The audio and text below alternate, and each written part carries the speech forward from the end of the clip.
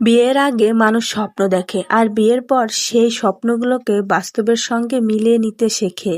মেয়েরা শুধু বাড়ি বদলায় না, বদলে যায় তাদের হাসি, অভিমান আর না বলার হাজারো অনুভূতির গল্প।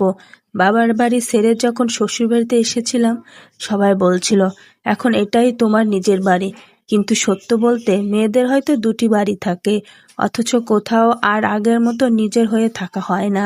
বাবার বাড়িতে ফিরে গেলে নিজেকেই কখনো কখনো অতিথি মনে হয়, আর শ্বশুরবাড়িতে সবসময় দায়িত্বের মানুষ হয়ে থাকতে হয়।